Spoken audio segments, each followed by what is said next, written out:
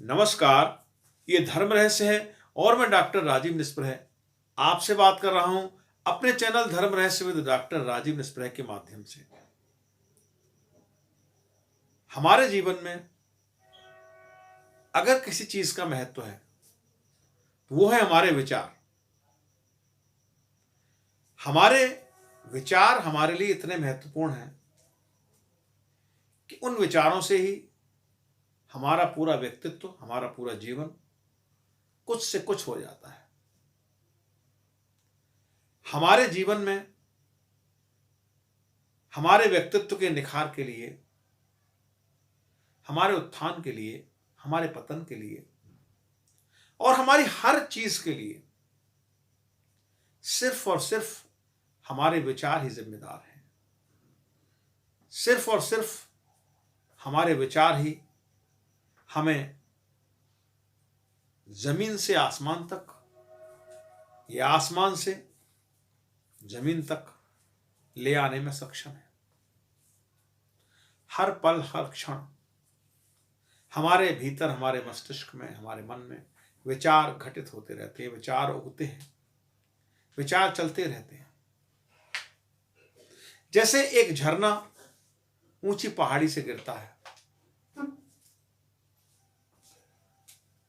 और जमीन पर आता है, तो जैसे हम उसे रोक नहीं सकते, जैसे हम झरने को नहीं रोक सकते, वैसे ही हम अपने भीतर उठ रहे विचारों को नहीं रोक सकते। वो तो लगातार चलेंगे, वो तो निरंतर चलेंगे, उनको हम नहीं रोक सकते। लेकिन हम झरने के साथ एक काम कर सकते हैं। जब वो नीचे जमीन पर आ जाता है तो उसका मैनेजमेंट कर सकते हैं। अगर हम उस झरने के पानी को फावड़े से, मशीन से नदी में, नहर में, किसी में काट दें, भेज दें, तो उस पानी का उपयोग मानव जीवन के लिए कल्याणकारी हो सकता है। उससे बिजली बनाई जा सकती है, सिंचाई काम आ सकता है, पीने काम आ सकता है। और अगर उस झरने के पानी को वहीं पर गिरने दिया तो बाढ़ की स्थिति उत्पन्न हो जाएगी, बाढ़ आ जाएगी, फ्लड हो जाएगा, जो विनाश बन जाएगा। इसी तरीके से हमारे विचार, अगर उन्हें मैनेज नहीं किया गया, अगर उनको हमने व्यवस्थित नहीं किया, तो वो भी हमारे मन में, हमारे जीवन में एक बाढ़, एक विनाश लेकर के आते हैं। तो विचारों को कैसे नियंत्रित करें, विचारों को किस प्रकार से व्यवस्थित करें, क्योंकि व्यवस्थित विचार ही संकल्प है। जब विचार एक दिशा में हो जाते हैं, जब विचार एक डायरेक्शन में काम करने लगते हैं, तो वही संकल्प बन जाते हैं। विचारों की शक्ति अपार है, एक बात ध्यान रखिए आप, विचारों से बड़ी शक्ति किसी में नहीं है। आवश्यकता है तो उसको संकल्प बनाने की। कैसे संकल्प बनाएंगे, कैसे उसको हम संकल्प में परिवर्तित करेंगे, क्योंकि जब संकल्प आपके मन में आ जाएगा तो वो पूरा होना तय है। आप एक बात समझ लें, संकल्प मात्र होने का अर्थ है पूरा होना। किसी चीज का संकल्प जब आपके मन में हो जाता है तो वो कार्य अवश्य पूरा होता है। लेकिन जब तक विचार विमर्श रहता है, जब तक विचारों में एक दिशा नहीं होती, तब तक उनकी ऊर्जा व्यय होती रहती है। आपकी ऊर्जा विचारों के रूप में बाहर निकलती रहती है, व्यय होती रहती है। उन्हें कैसे संकल्प में परिवर्तित करें, क्लीम इसमें आपकी सहायता करता है। जैसे मैं आपको बताता हूं, जिस तरीके से मैं आपको दीक्षा में बताता हूं कि क्लीम किस तरीके से करना चाहिए, क्लीम का मानसिक जप किस प्रकार करना चाहिए, जिससे कि आपके विचार जो द्वेलित बार बार हो रहे हैं, जो बार बार विस्फोटक हो रहे हैं, वो किस तरीके से एक धारा में आ सकते हैं, एक संकल्प बन सकते हैं। ये मैं आपको सिखाऊंगा किस तरीके से कर सकते हैं। इसके अतिरिक्त दूसरी चीज ये है कि जब आप बिस्तर पर लेटते हैं, रात को जब आप सोने के लिए जाते हैं, तो 5 मिनट 10 मिनट अपने लिए दीजिए। उन विचारों को व्यवस्थित करने में अपनी सहायता स्वयं कीजिए। देखिए, विचार कीजिए, दिन भर में ऐसे कौन से काम हैं जो आज आप करने थे, जो आपने नहीं किए हैं।